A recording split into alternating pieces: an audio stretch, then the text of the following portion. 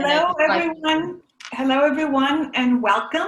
Welcome to our timely roundtable on the future of fashion is worker-led sustainability. We see many of you joining this conversation, so we'll just get started here at 5 minutes past the hour. So I just wanted to welcome you. I'm Ayesha Barenblat, founder of Remake, and moderating this conversation with some incredible women here today. So welcome.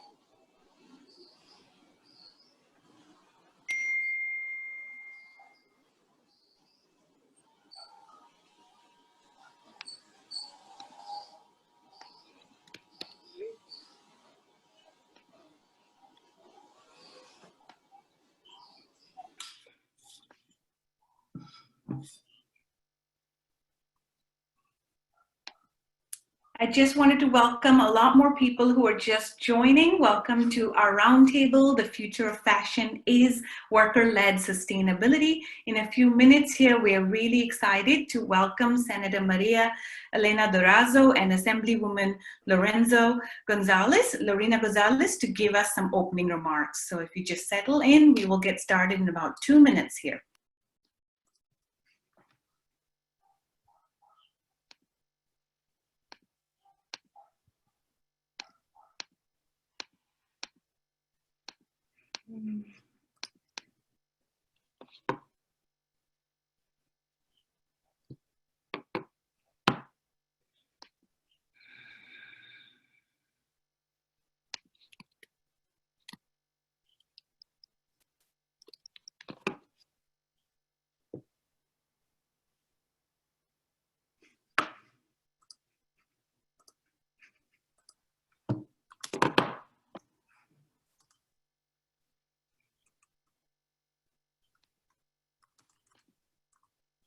As we're getting started, in case some of you are wondering what this wonderful slide that you're looking at, it is a number of organizations, over 55 sustainable businesses in California that support the Garment Worker Protection Act. It has been incredible to see workers, campaigners, as well as businesses galvanized to recognize how important the Garment Worker Protection Act is, which we will be hearing more from Senator in a few minutes.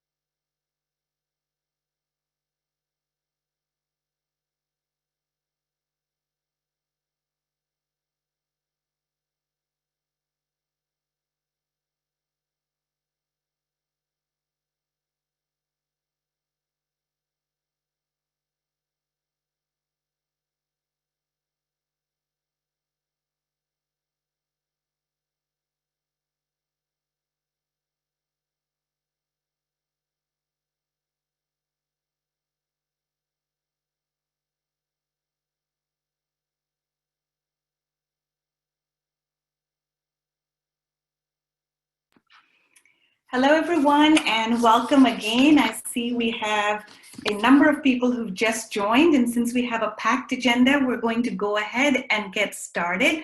I wanted to start with really warmly welcoming Assemblywoman Lorena Gonzalez to share a little bit of her remarks around why she supports this bill and this timely conversation. So over to you, Assemblywoman, and thank you for being here.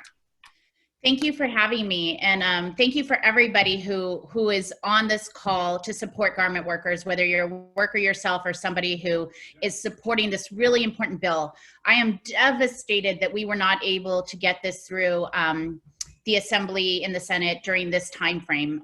We had an abbreviated time frame because of COVID, and we ran out of time. But that doesn't mean we're done. That means we're just going to have to double our efforts to make sure that this is a priority for next year. And so I'm excited to continue this. When I guess almost a year ago now, or a few months, less than a year, I went to the Garment Worker Center and got to meet some garment workers who told me their stories. And that's why I co-authored the bill with Senator Dorado and felt so strongly about it, to hear directly by women and some men who were affected by years and years and years of us just ignoring what we knew was true: wage theft in the garment worker center or garment worker industry, and allowing big names in fashion to get by with not having any responsibility for the work that was being done by these mainly immigrant women who are actually making them a huge profit. It's time to change that. It's time to stand up for workers, even workers we don't see on a daily basis, but workers we know who are there working hard. The story I'll never forget is the woman who told me about having her baby next to her in a box because she couldn't afford childcare. She was sewing and sewing and sewing just to make ends meet. That visual stays in my mind every time I talk about this bill and talk about how we have left a group of women and a few men, but mainly women, too far behind, and it's time to change all that. Thank you for all the work you've all been doing. Thank you for inspiring us and pushing forward the stories of the workers and empowering yourselves to help us empower you. What an inspiration it's been, and I promise you, this is going to be at the top of our list next year, and there is no way we're going to let anything, even more pandemic, even more COVID, get in between us and this bill. Thank you so much, Assemblywoman. You set us off right with that galvanizing message of, we will not be set back and we'll just come back stronger in the spring. I'm now delighted to welcome Senator Maria Elena Dorado. You have long been a champion for worker rights, a co-author for this bill. Thank you so much for your time, Senator. We would love to hear from you. You're muted. Okay. I'm really glad you heard from Assembly member Lorena Gonzalez first. She has this very, very important leadership role in the Assembly. She's also chair of the Latino caucus, and without her, we would not have gotten as far as we did. And we got there to the very end. I just want to thank everybody so much. All the employers, all the organizations, the domestic workers, everybody who came through. The majority of members supported this bill. The majority of members supported this bill in both the Senate and in the House. And to not have gotten that expressed in a vote is really terrible. The system failed. The system failed the workers. The workers didn't fail. Nobody who worked hard on this failed. It was the system and how it's set up that we could not have had a vote so that that show of support would have come through and changed tens of thousands of people's lives. I think about every day, as Assemblymember Gonzalez said, all the stories I heard, women having to take their kids in the morning, then take them to work and then go to school, and then they go back to work, and then they pick them up in the afternoon. The exposure to the COVID-19, so many things. I think about those every day. And I think of my own family, farm worker background, and how we had to work many times, you know, for the piece rate, and how abusive it was in the fields, and the same way that it was, it's abusive for garment workers.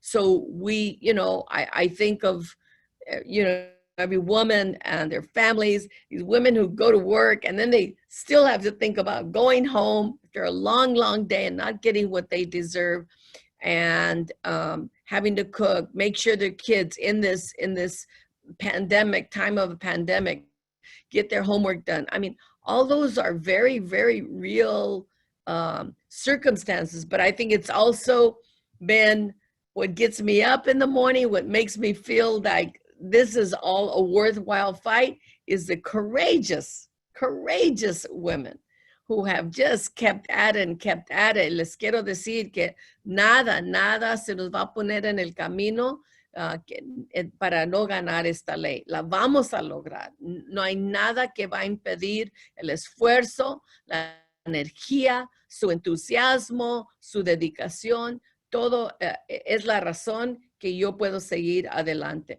And I just really want to make sure everybody understands that we have the support.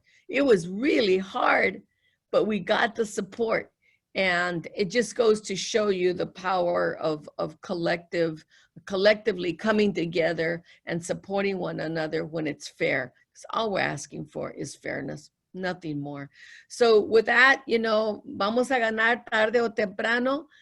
Thank you very much, Ayesha, for what you do, and others. Had a conversation with Maggie Q, and Kristine, who's been so helpful as well. So there's so many of you that we rely on to get the message into the space that we're not in touch with every single day. So I could go on, but thank you very much.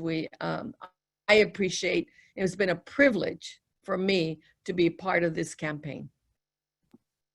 Thank you so very much, Senator, for your courage, for your honesty, and for really exemplifying, how important it is for us to be thinking about workers first when it comes to sustainability. And speaking about workers first, we have a fearless garment worker leader here, Teresa, who's going to speak next. I think rather than doing a dual translation, the way we will do it in order to make her voice fully heard is give her 5 minutes, and then Daisy, our wonderful translator, will then move on to translate what she has. So if you don't speak Spanish, just listen to the fierceness of her voice and how hard she's been working, both in terms of taking care of her family, but also advocating for garment workers' rights. I think the fierceness and passion will shine through, and we will then have a translator translate. So over to you.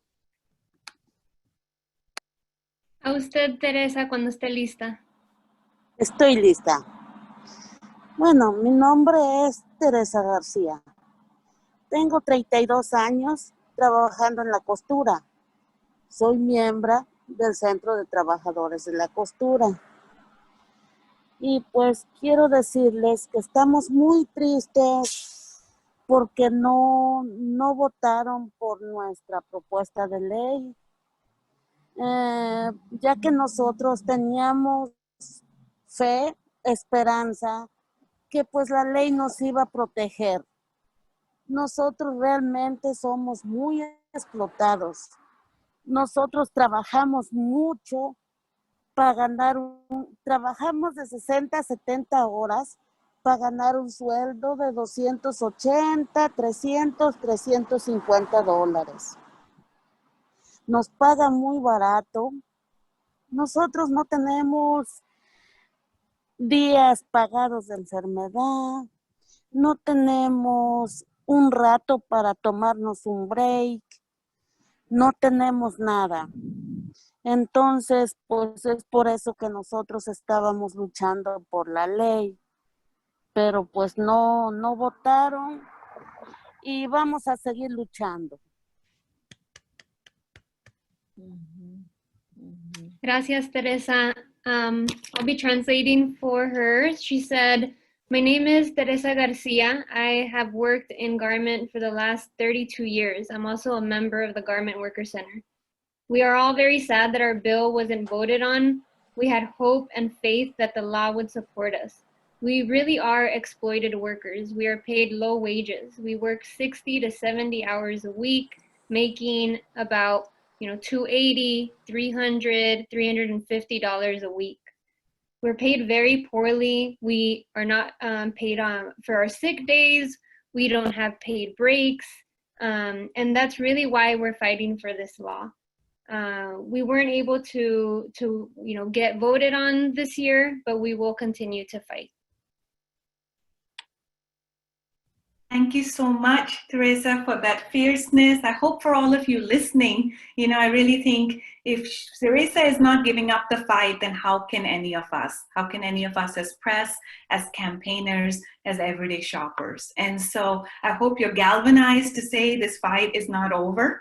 We're only just getting started. And to hear more on that, I want to now turn it over to the Garment Workers Center's fearless leader, Marissa. Marissa, so good to see you here. And tell us how to keep hopeful and what's next. Yes, thank you. Thank you, Ayesha. Thank you. I want to say thank you to everybody. I see 104 participants today, and that's amazing, and that's really uplifting in a difficult time. And so we appreciate you. We really appreciate you being here. It's infusing us with energy. Thank you, Senator Dorado. Thank you, Assemblywoman Gonzalez. Thank you, Teresa. Thank you to our moderator, Ayesha, and just everybody here. I've been reflecting a lot, and I think one of the things about this campaign that is so beautiful that you can just see right now visually is that it's a campaign led by women of color, right? From the workers to our elected champions to our business leaders. This is a campaign led by women of color. In Spanish, we say mujeres chingonas. That's not very professional of me, but what it means is kick-ass, fierce women trying to get something done, and we will get it done. And in the theme of today's event, it has been so amazing to see the growth of sustainable fashion in LA. I've been in and around garment worker organizing for over 20 years now, and it's a very different time now than it was when I started 20 years ago in this. And to see the growth of sustainable fashion and for us to actually be working together, a worker organization and good business, we learned so much from all of you. And I hope you can say the same about us. Our members are so appreciative of the support we have from business. And, I just really want to acknowledge that this is a new generation happening in LA, happening in the fashion industry. And I think we're going to show a slide of we have it up, of all the great support we have. I just want that to be lifted up because this comes from us talking to each other and learning about each other, getting to know what we stand for and where we can come together on that, right? On those beliefs to bring something forward, and we did. We brought a really great bill forward together, and we're creating a model together for changing this knowledge. That coming together in this way, in this diverse way, from workers to business, we also have students, the faith community, traditional labor unions. It gives us the strength and the momentum to keep fighting. And that is so important. That's what it takes. That's the kind of power building that it takes to bring these types of campaigns forward and to win. Getting back to sustainable fashion, the positive changes that have been created by business leaders like you on the slide that we're showing and on this call, I think can be really inspiring in what can be a very challenging, daunting area of work, tackling the exploitation in the garment industry. But you make a difference and you create an ecosystem that can really build even more change. What we also know, however, is that we have to create a really comprehensive front for this fight. And we know that we also have to have legislative commitment. We have to have strong laws on the books, and we have to have workers leading that charge for us to really create long-term change. And we're building that together. And that's why our members introduced the Garment Worker Protection Act. So I just, again, I want to lift up how amazing it is for us to come together in a pandemic, even after a stumbling block in our campaign, but we're here together again. And, today is really starting. It's not the end of our campaign, it's starting the first day of the next leg of our campaign. That is really important to hear. This campaign is far from over. We're just simply in the next phase of it, and you're gonna help build with us to get it done next year. And one last thing, I want to acknowledge that we have over 100 people on this call, and we have a watch party going on right now with workers that are just getting out of work, and we have close to 10 workers, and they'll be filling in throughout this event on this watch party. So, thank you again, and it's just great to have this event with you. Amazing. Thank you so very much, Marissa. As you said, the future of fashion, for those of us who've been working in fashion for many, many years, we know that the future is sustainable. And the thing is, we have so much here in California. We've got farms, we've got textile mills, we've got the largest base of cut and sew factories. And so there's so many ways that California could be the sustainable fashion capital. And yet, when we look at fashion's most essential workers, which is upwards of 45,000 women, we know that on Monday, yet again, we failed these women, and that they continue to work in hazardous conditions, rock bottom wages, despite being in a pandemic. And yet, as you said, with amazing women like this panel that I'm about to introduce, when you come together, magic happens, particularly when it's incredible women of color. And so I'm really happy to get into a conversation with all of you now. We have Senator Dorado here, who comes with a personal background and passion when it comes to worker rights, who's championed these rights for many, many years, but also really has a policy hat to bring to this conversation. Marissa, you have worked as an organizer for so many years. I love that you uplift your worker leaders in the community. The fact that there are worker leaders watching as they come out of their factories, long days, much as they were calling assembly members, after long days, it was to say, we must continue. This is just, a stumble in the campaign, and the fight must go on. I'm really thrilled to also welcome you here, Alnea. You are both, you don't know ethical and sustainable production, as well as thinking about this as a business owner. And so your perspective is so valuable. Welcome. And last but not least, I'm so happy to welcome Kristine here. Kristine has a long history as a global policy expert. She works as a consultant across many different garment production hubs. And so your perspective on, what is happening globally and what can we learn here in California really helps bring this conversation to a full circle. And so, my really first question for all of you is, for everyone listening in, we have a mix of press and people wanting to know, well, why do you support the Garment Workers Protection Act? And, I think adding to that question, people are wondering, what is it that we can do between now and spring, whether I'm based in California or not in California, to assure that we're shoring up support and that this important bill is not forgotten. So maybe, Elena, we'll start with you as a business owner, just in terms of what made you say, yes, I will support this. Sorry, I turned mute. Hi, everyone. Thank you for having me here. It made the total sense for me to support the bill as a business owner. Also, when I first moved to LA 6 years ago, I actually, not just as a client, but I've also, when I started my brand Volant, I pretty much made everything myself. And then 3 seasons into it, I started to look for manufacturers to help me produce.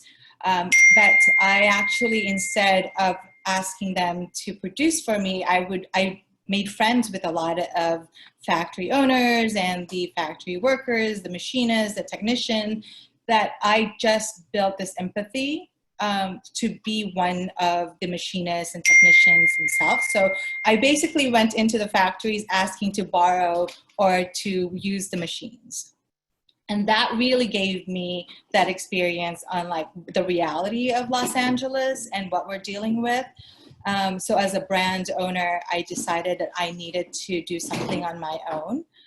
So when this bill came in, it made total sense as a business owner to do the right thing, because I've always wanted, I've had this vision, you know, to produce clothing in the right way, an authentic, you know, responsible, sustainable way, an ethical way to create clothing. And I'm coming from, you know, teaching 12 years from a classroom. So going from a classroom to a factory owner, and really having all that physical labor needed. You know, for me, I'm still on the factory floor. I cut, I sew still, you know, my collections. So it's really important to support this bill for me to do the right thing. Incredible. Thank you, Alnea. You know, one of the things that I'm struck by as someone who's worked on these issues globally for so long is, in many ways, we're not asking for very much. You know, if you, in terms of the bill, this is just starting at a baseline, which is minimum wage rather than piece rate. And so, Kristine, you know, you and I have a long history of working, Jordan, Bangladesh, other places. I'd love your perspective just for people to recognize, you know, how is what we have here in California today different from other parts of garment production hubs, and how do we need to in some ways catch up? Yeah, so thank you for having me. It's a pleasure to be here with such an amazing group of women. I work across the entire fashion value chain, meaning I look at the fashion supply chain not just in terms of logistics, but in terms of value creation, specifically social and environmental value. So I work with brands, and I also work with international organizations like the United Nations on a specific program that you and I have both worked on together, Ayesha, called Better Work, that looks to advance working conditions in garment factories across 9 developing countries, some of them being Bangladesh, Vietnam, and Cambodia. And so when I moved back to Los Angeles about a year ago, I was very surprised to discover that what SB 1399 is seeking to do, which is to set the compensation floor as the hourly minimum wage, is not upheld in California, but it's already common practice in the global industry. So, for example, in a country like Cambodia, this is common practice. It's no law, and it's certainly international labor law. So California, one of the largest economies in the world, certainly one of the more progressive states in the country, you would assume that the labor laws in California would be at least as good as the labor laws in, say, Cambodia, which is why I've been passionate about advocating for the passage of SB 1399. But perhaps an important distinction between a country like Cambodia or Bangladesh versus California is, in these developing countries, we have the presence of the United Nations as a governance system. Whereas in California, we just have our government. We don't have the United Nations here operating on our governance mechanisms. So we really need to rely on our legislators and our elected municipal officials to be the ones to pass the laws that protect us and hold the citizens accountable to our laws and our legal standards. So in one sense, California is very behind the global industry, but on the other hand, SB 1399 seeks to do something very unprecedented, both nationally and internationally, which is to draw a line of accountability all the way up to the brands. Currently, the brands get to hide their responsibility or the principles behind the factories and the subcontracting factories. So what SB 1399 would do is truly revolutionary. It would shine a light of transparency through the fashion system. And anyone who's passionate about sustainable or ethical fashion knows that transparency is the absolute first step to changing and correcting any dysfunction or broken characteristics of the system. And so should SB 1399 be passed in the next year, California would absolutely be set on the trajectory to become the sustainable capital of fashion, I think. And it really is the future in terms of how many of the brands are moving with this recognition that when you have piece rate, you know, you're really treating workers as a cost center rather than an asset. You're not investing in this essential workforce, and that's not the future of the industry. And so while we have all the R&D when it comes to innovative fibers and materials, you know, what you said, Kristine, is so important, that most brands' global codes of conduct already say it has to be a minimum wage and not piece rate. And yet right here in California, that's what we still have. So my next question is really starting with you, Senator Dorado and Marissa, in terms of thinking about manufacturing here in California and how you might think, you know, it's different, or what the advantages are as we try and get businesses to think about why this bill is important and why investment in the manufacturing sector here in California is important. Okay, I guess I'll take a stab at it. But Kristine and you all are far more articulate about this industry than I am. And, you know, I'm listening to you as you explain why this is a good bill. You do it from a point of view that I don't naturally know, or I'm not in the world. And I think you need to teach some of us, like myself, about the breadth and the scope of the impact that a bill like this could have over a whole industry. And so my starting and sort of ending point has been the impact on the working men and women, especially because there's so many women and their conditions. So you could really teach us a lot. We in turn could teach the legislators a whole lot, the benefits of doing this in a much, much more thorough way than we can. And I think that would be very helpful between now and when we reintroduce the bill, that that you help us do that, because I would tell you right now, the organizations that work so hard against this bill are not going to back off. In the same way that we are saying we're moving forward and we're committed, so are they. And if we don't sustain the support that we've built up, then it's going to be much harder when the bill comes back around. So everything that Kristine and you all just laid out, I think is so brilliant, brilliantly pulled together. And so teach us, and we'll teach others, and we'll keep this going. Amazing. This is what global solidarity looks like, you know. And Marissa, I'd be curious with you, knowing that you've spent, you know, 2 decades here with the California workforce in the garment sector, and how you see the workforce here today different from a working conditions, but also skill standpoint. And when you think about California being uniquely positioned to really take this mantle of sustainable fashion in the future, what do you think we need from a workforce investment? Yeah, I think that's a great question. And I think the last word you just said is exactly the theme, is we need to invest in this industry. We start by investing in workers, right? We invest in their labor standards. First and foremost, their labor standards must be met and must be secured. And then we have to invest in the craft that they own. And I always say that one thing that always bothers me is that folks that don't understand this industry say it's low-skilled labor. No, it's not. Because if you don't know how to sit down at an industrial sewing machine, you don't know what you're doing. And these garment workers do. It's skilled labor, and let's invest in that further, and build up what is a workforce of over 45,000 workers. This is still a very significant manufacturing sector for the state, for the city, and it represents actually the capital of garment production for the entire country. And we have to invest in that, and we have to do that together. And that's why the collaboration between business and workers is so important for us, because we can learn from each other. And I think it's even more important now because of the pandemic and the impacts that we've seen to business and to workers throughout the country, including in LA.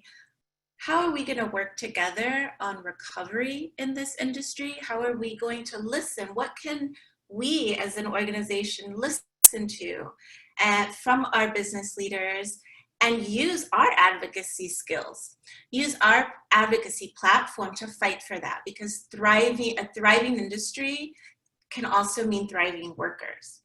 And likewise, how can our business leaders support what workers are saying so that everybody is able to recover in this industry and from this pandemic? And we do it better than before, right?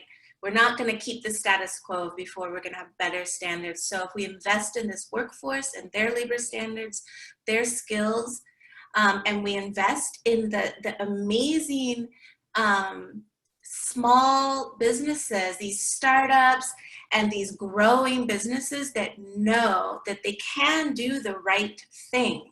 They can care about workers, they can protect their workers, they can invest in their workers. They also need support, right? They also need support from their local governments. They also need support from, you know, the broader community, and that's just as important.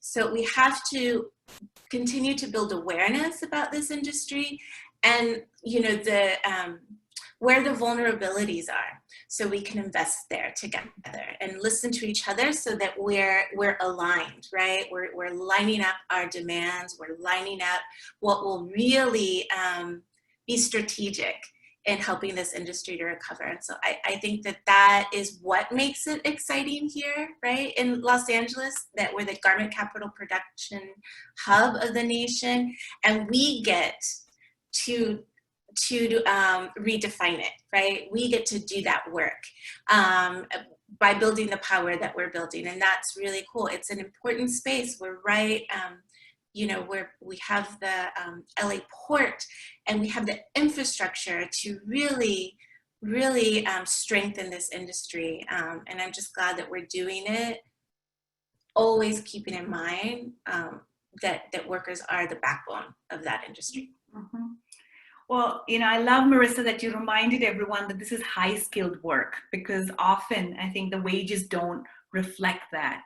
And, you know, one of the questions in Alnea, a few of these have come in through the chat function as well, is really trying to understand, you know, the impact of this bill on businesses. You know, I think some of the naysayers, there's this sense that, gosh, if there's a minimum wage instead of piece rate, then we're going to lose a lot of businesses. And so as a business owner, I just love your perspective on how California is really uniquely positioned in terms of the future of fashion. You know, why did you decide to set up shop here and stay here? And what makes you want to support this bill and keep doing that? What are the advantages, really? Well, I just, New York was too much for me, so I moved to California. That was kind of my decision on that one. But when I started to produce here and I started meeting a lot of machinists and technicians, the skill set of some of the men and women that I met, incredible. You know, I lived in Asia for 10 years and I was shocked. I was surprised. I didn't think I'd find, you know, someone who has the quality of a Victor and Rolf or, you know, a Dior. It's really incredible, but it's just underrepresented. And, you know, there's a lot of small studios, small atelier, small factories that no one really knows how to find.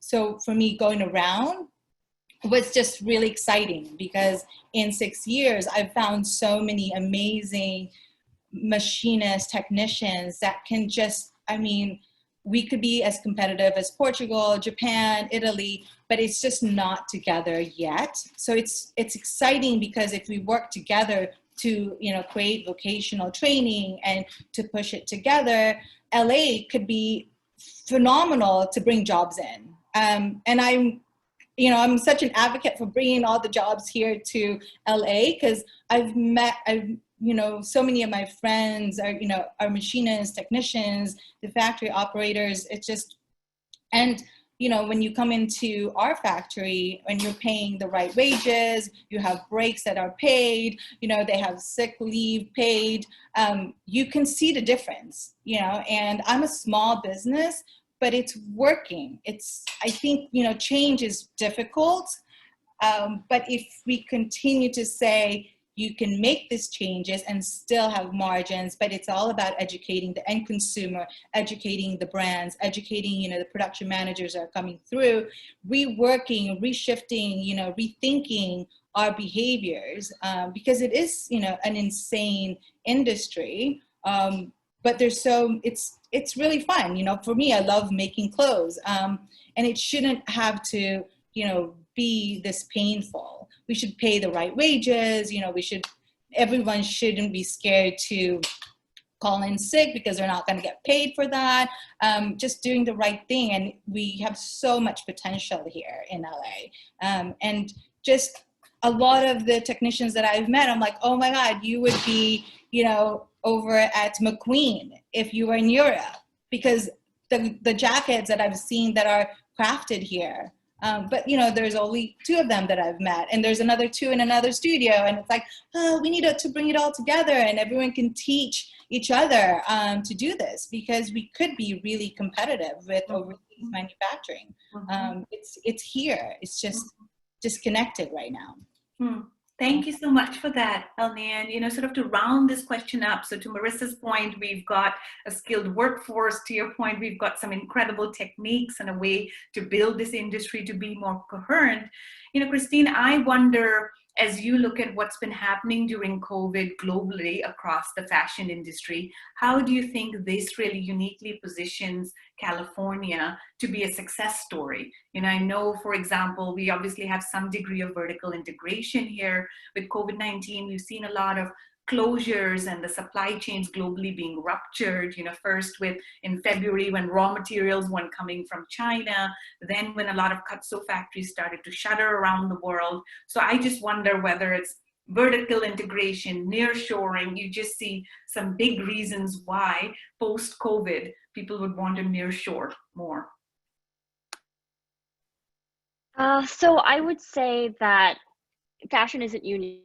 You see this happening in other industries too, that any sort of inefficiency or dysfunction, either on the supply or demand side of the economy, is being really accelerated during COVID. And so to your point, you see massive legacy retailers closing, you see product not being delivered on time, and you see garment workers left destitute and unemployed.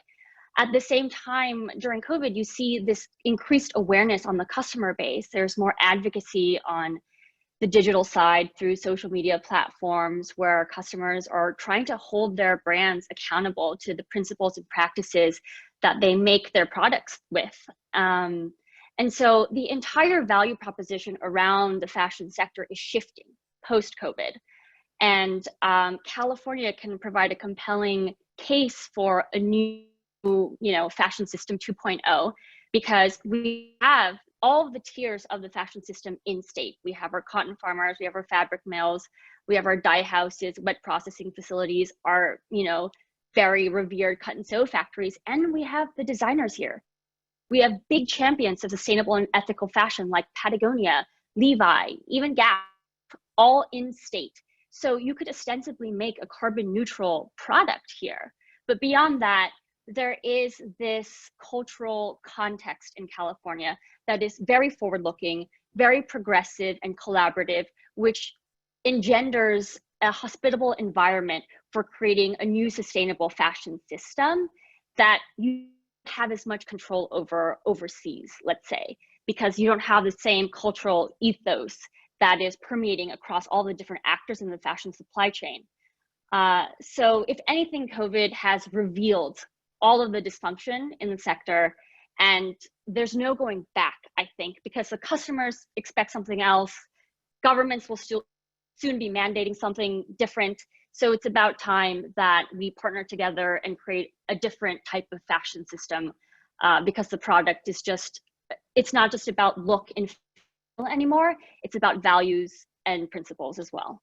Yeah, and that's certainly something we hear from our fast-growing Remake community. You know, the woke customers that are Gen Z and millennial, they want to wear their values. They want something that really reflects that. They want the transparency. Well, I could talk to you incredible women all day, but I don't want to be selfish. And there's a lot of questions coming in through the Q&A box and the chat function. So the first question here is really about, and Marissa, perhaps you can take a first stab at answering this, is looking at Senate Bill 1399, how would this change the garment industry here in LA if the bill was passed? And, you know, not just in terms of talking about garment workers, but just getting a sense of the scale, you know, of the impact it would have on businesses, and what's the difference between keeping workers on piece rate versus how it would change if this bill was passed? Sure, it's a great question. So, you know, just to recap very generally, so what SB 1399, the Garment Worker Protection Act, it'll have a different number next year.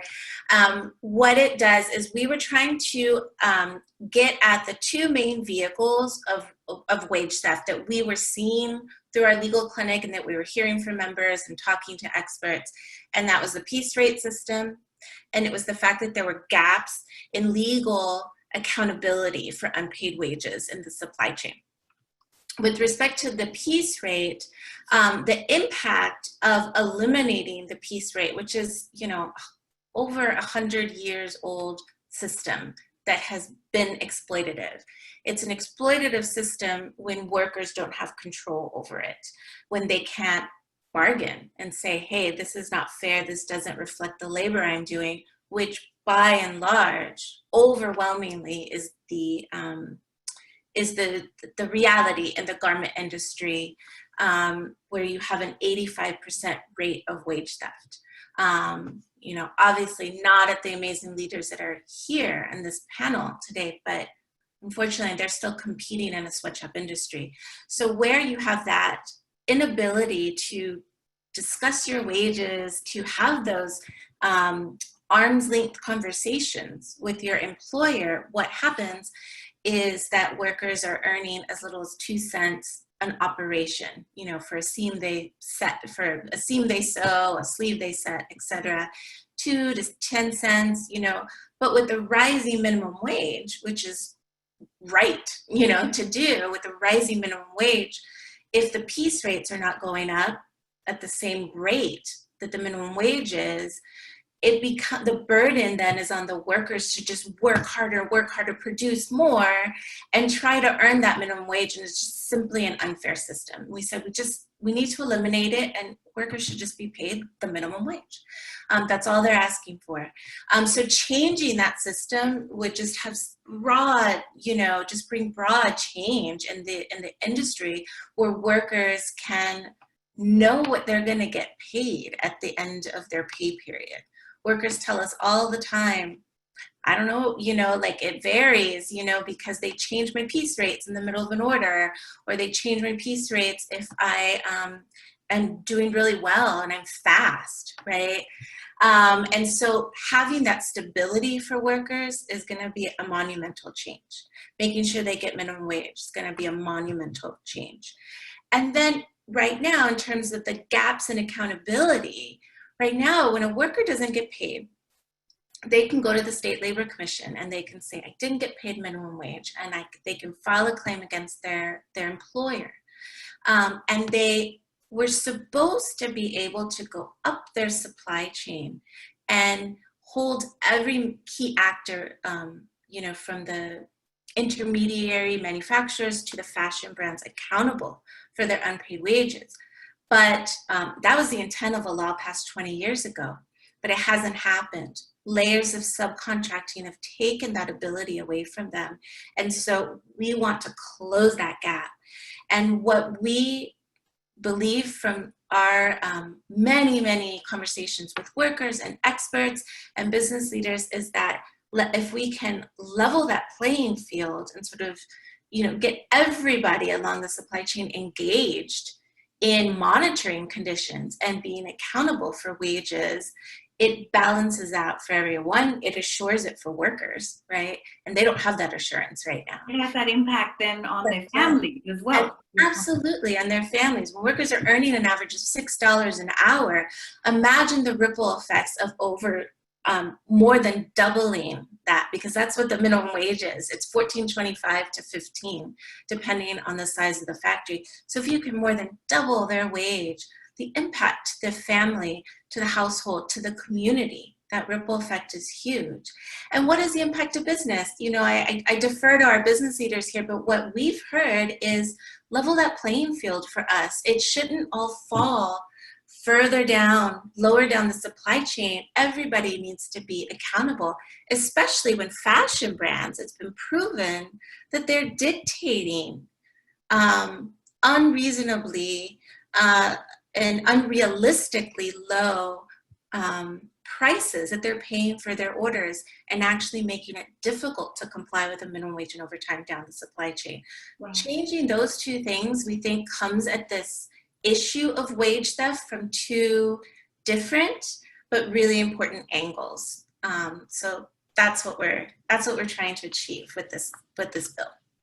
Thank you, Marissa, for answering that question so expansively. And I'm curious, Senator Dorado, you know, what do you think when it comes to wage theft in terms of how costly it is? Right. Well, there was one study by I think it was the UCLA Labor Center, that wage theft in Los Angeles County was somewhere around $26 million a week. Now, that's not all in the garment industry, but it is a significant amount that is not paid to workers who earn it. We're not talking about extra pay that wasn't paid. This is, these are men and women who weren't paid the legal amount. I remember one of the reasons I got reconnected this year was last year. There's the wage restitution fund that is paid into by businesses in the industry, but it doesn't come close to paying out what is not being paid by the, many of the businesses.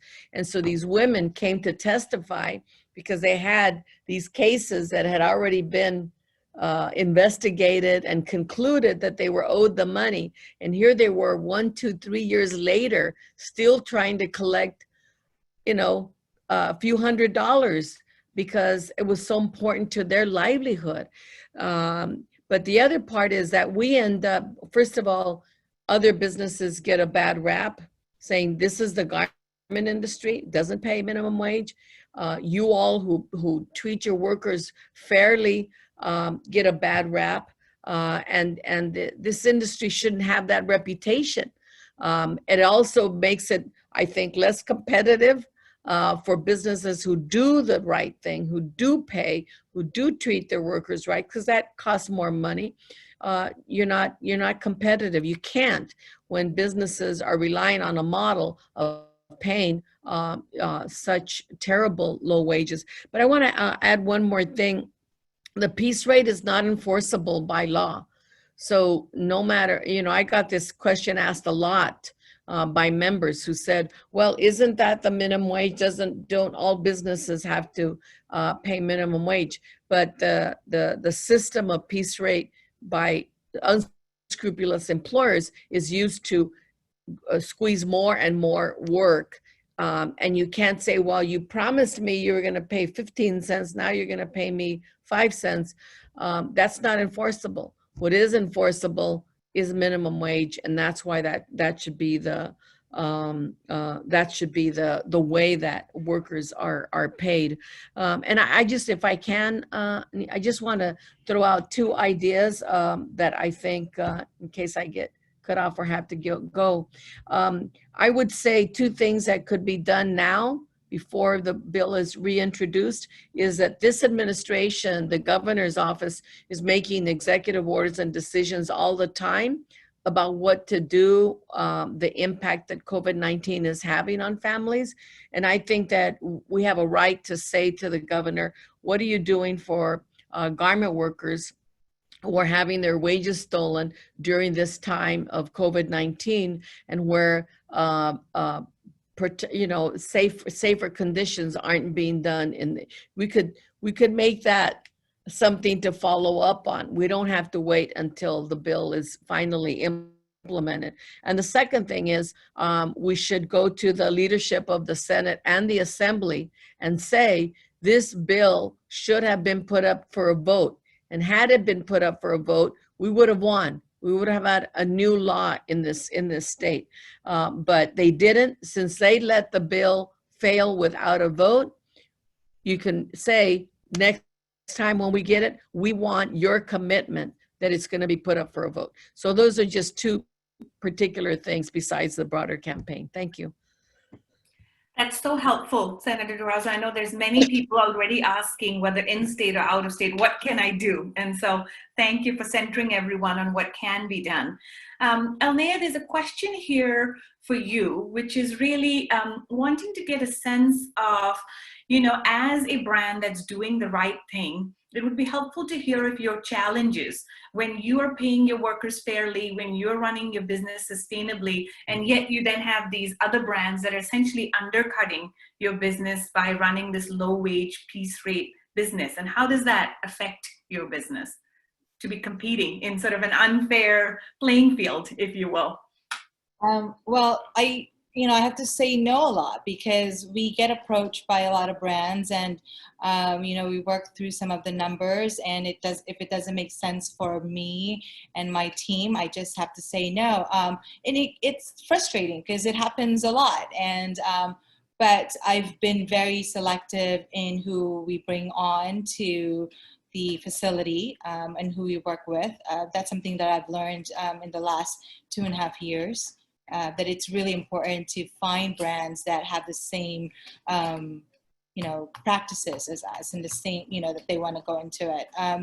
And for me as a brand, it's really important that everyone is paid properly, and that we create a collection that I'm not hiding my supply chain or any of that. I think it's really scary when you're running a business and you're always having to look over your shoulder. So it's there's challenges to it, but it can work. You just have to be you have to be very selective of who you work with, and, educating the consumer. And also it's such a, you have to think about the design, you have to think of the overall, from the entire process itself as a brand, to what makes sense as a price point for you that's going to work. So it's really a big, process to put this all together. I can't put together, a 350 seam dress that's gonna cost, that I can sell for this price if it doesn't make sense for me to run in my facility. So I have to really think about the design, the fabrication, the overall, if I have to pay for shipping for that. So, I keep everything within a 2-mile radius for me, so that it's easier for us to work through the process and our price point. So it's a really big production of thinking about how to make this brand work. And also I shared that with a lot of the brands that come on board to us, and, educating them, like, we just don't produce, we educate them through the process. Hey, you could do this better, your fabric efficiency is there. So there's so much to do. There's a lot to do, but, if we all kind of work together, we could be, California could be amazing. Thank you, Alnea. And Kristine, question for you in terms of, obviously everyone across the fashion world is talking pre-COVID and post-COVID. And in the era of COVID, when workers across the world have been left without their back wages, have been out on the streets protesting for these, we've been running this pay up campaign, just chasing brands to make sure that workers are paid what they're legally. There's a lot of conversation around regulation happening beyond California as well. The EU is looking at a new due diligence law. Germany is doing the same. So wondering if, putting your global policy hat on, are there other types of regulations that are coming for us to be thinking about, which makes this bill a timely one and not really that radical? What I really enjoy about the global fashion sector is there's a lot of pre-competitive collaboration, especially when it comes from the private sector, from the brands. And so right now, brands voluntarily report on their environmental and social practices. And there are a number of different assessment or auditing schemes that different factories have to pass to be eligible to produce for a brand. And so what the brands have decided to do, because these audits take 2-3 days, disrupt production immensely, what the brands have decided to do is come up with a converged audit, kind of like a master audit called the Social Labor Convergence Project. And it would function as kind of like the universal audit as we wait for more public sector regulation to come into play, uniforming and universalizing practices and accountability reports. So the private sector is quite advanced as it relates to partnering to advance working conditions for the fashion sector. Another thing that is fantastic about the fashion value chain is that the brands are incredibly reputation sensitive. And so the moment customers get wind of a potentially unethical practice, they go directly to their brands through their social media platforms and demand changes. And so there are all these different mechanisms and levers in place within the fashion supply chain that make it uniquely positioned to be reactive and respond to the changing social norms. And as we know, the norms are the ones that come before the behavior change. But we need the governments and the governance systems to also be the third leg in the movement with the brands and the customers to actually shift the needle in terms of the norms and the behavior change. So hopefully we'll be able to see more governance come into place. Yeah, no, I think so. And I think that's important for all of us to know, you know, that there is definitely an understanding that a quarter century of voluntary initiatives or letting the fashion industry's brand set the standards is not working. And so across Europe, across other producing countries, Vietnam, Indonesia, there's a lot more rule of law and enforcement being put in place. And so in many ways, us really assuring that this bill comes into play in the spring would be timely. Alnea, there is a business owner who has a question for you to say, look, I very much support moving from hourly to a minimum wage, but just wondering how you do this in a technical level. So, you know, do you determine the rate based on the first sample? And if you're doing it by the hour, do you instead then pay by the day? So just for a small business owner that's trying to move to this even before the law comes, do you have any advice on how you do this for your own factory? That's a really complex maybe a 1 second short answer to how you do it, and then maybe we can connect you offline. We base it on the garment and the type of work and the coordination it takes, you know, because it's not just you know, the sample technician working on it. There's my operations manager, there's my production assistant, to put it all together so that you've got a great sample. So we really think about it from the start. We look at the garment and then we assess how long it would take us, and then we go from there. And if we advise a lot of the brands, if you want to put it at this price point, this is the construction that we would advise you on. So yeah, I mean, there's a lot to it. So it's a very complex question, but that's kind of how I would answer it right now. Great, thank you. And Marissa, there's a question about just clarifying just the total amount of wage theft in LA, and whether we have a dollar number. Well, first I can reiterate that in the LA garment industry, the Department of Labor found an 85% rate of wage theft. So that meant out of, you know, a sampling of factories that they investigated, they found that in 85%, they were not paying minimum wage. And we know from a separate study that 90% in the factories are not paying overtime. So essentially, you know, it's a huge problem.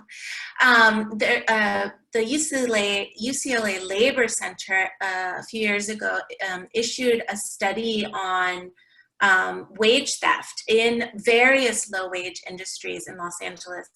And they found a startling, statistic. And that was that low-wage workers in Los Angeles are losing $26 million a week in wages. $26 million a week in wages.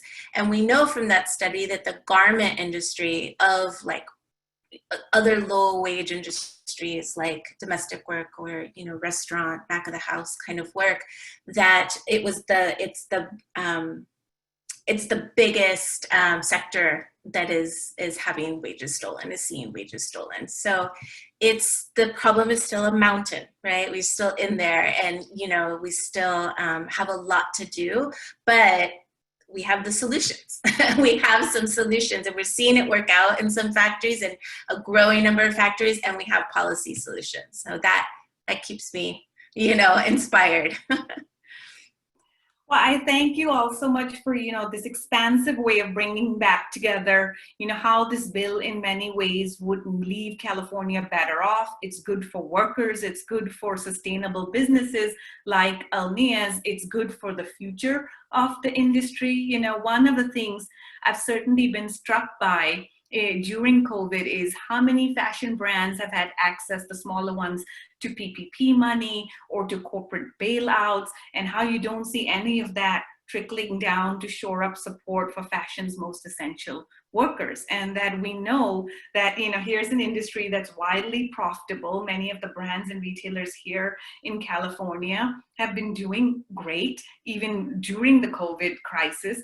And so if anything, treating workers as an asset and thinking about the future where it's really about workforce investment and thinking about some of the technical investments, to Alnea's point, will really lead to a more sustainable but also a more resilient fashion industry here in California.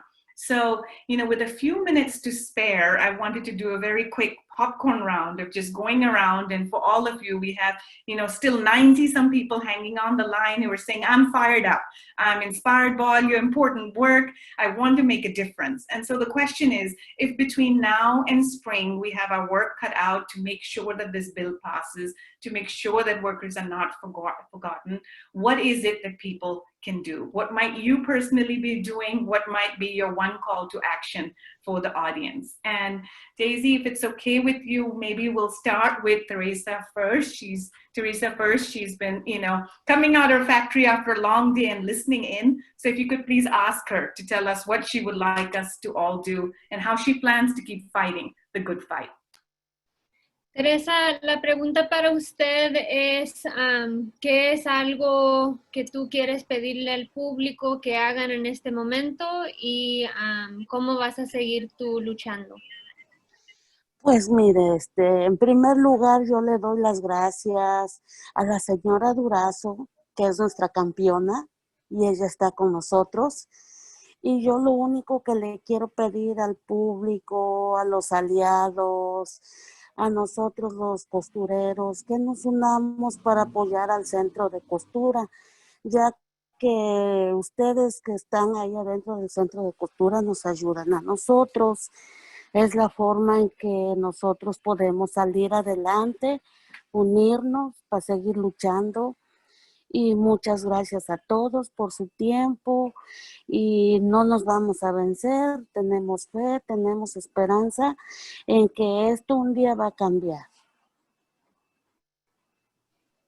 Gracias, Teresa.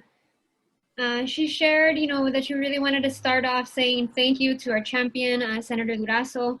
She wants to, ask the public, she wants to ask allies and garment workers that we need to support Garment Worker Center. GWC is really where we come together, where we unify and where we fight. And Teresa ended by saying, we are not going to give up. We have hope and we have faith that this will change someday. Amazing. Thank you so much, Teresa. You know, absolutely. Supporting the Garment Workers Center, which is really a home, not just for workers, but also their families, is an incredible call to action. And I think Annie will put a link here to the relief fund. So if any of you are able to give and support GWC, that would be incredible. Senator Dorado, what would be the closing wise words that you would like to leave us all with on how we can continue to support you and all the incredible work to hopefully get this bill passed come the spring? Well, the voices of you all as small business owners is absolutely critical. The only argument that our opposition makes that gets people all nervous is that this law will destroy business. It will destroy the garment industry. And you all, with your expertise as professionals, as small business owners, are the only ones who could say that's not true. I do it. I know how to do it. And it's a growing number of businesses who do it. So your voice is so important to the administration, to leadership in the Assembly and the Senate, and to the general public. They literally say, if you pass this bill, businesses will close down and thousands of people will lose their jobs. So please stay and grow in this campaign. Thank you. Thank you, everybody. A los trabajadores, gracias por su valor y su entusiasmo y seguimos adelante. Thank you, Senator. We need more leaders like you. And speaking of business, Alnea, what are some of your words of wisdom as we're closing out here? How are you going to continue to fight? How can you get some of the other business owners listening in, encourage them on what they should be doing? I think just talking about the bill continually until spring to everyone around us, educating them, I think that's particularly a really important role for everyone, of all of us, to continue to discuss this with everybody. Great. And Marissa?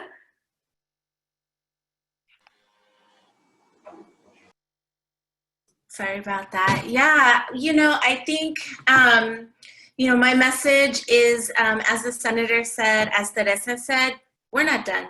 We're not done. This campaign is not over. Again, this is the first day of the next leg of the campaign.